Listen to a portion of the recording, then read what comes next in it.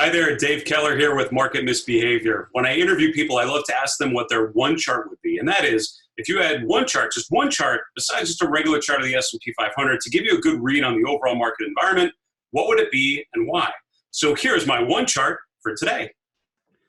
Okay, so my chart for today is a chart of the XLV, the healthcare sector. A couple reasons why this chart is of interest to me. Number one, we have a sector that has been remarkably resilient. If you look at the second panel down, this is the ratio of healthcare versus the S&P 500 versus the broader equity space in the U.S.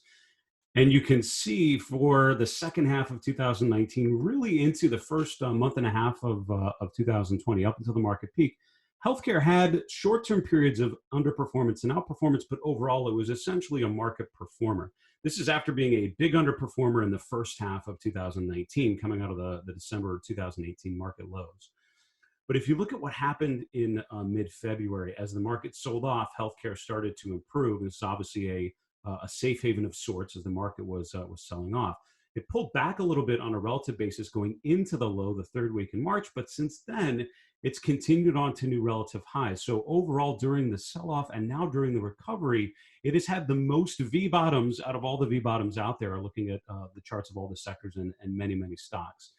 So point number one is the fact that healthcare has now become more of a bellwether. It's performed well in as offense and as defense, meaning it's performed well in both bull and bear cycles over the last couple months.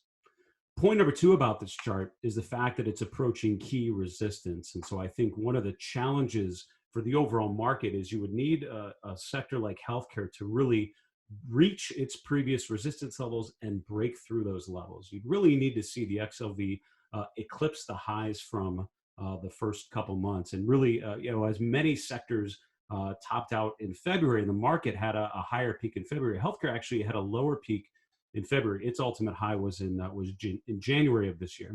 So you would need to see the XLV eclipse that high from mid-January. So you want to see it close above 105 to really validate some sort of recovery. If you wanted to feel better about the world getting better, or feel better about the world improving and sort of getting out, seeing a light at the end of the tunnel, I think you'd want to see something like healthcare, really break through that resistance level.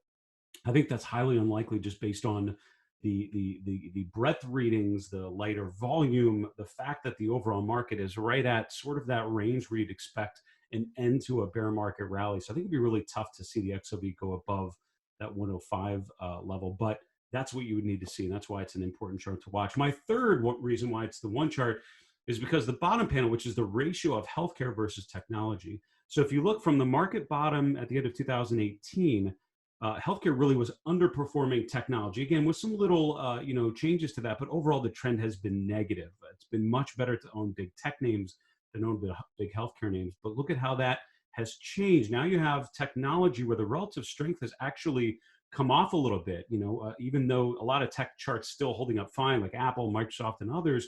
Overall, other sectors like healthcare have emerged as better opportunities, relatively speaking, within this environment. So I think you're potentially seeing a change of leadership away from the technology sector, and especially away from some of the mega cap tech names, and maybe more into healthcare. And it's not just a small part of healthcare that's been working. It's not just the biotechs.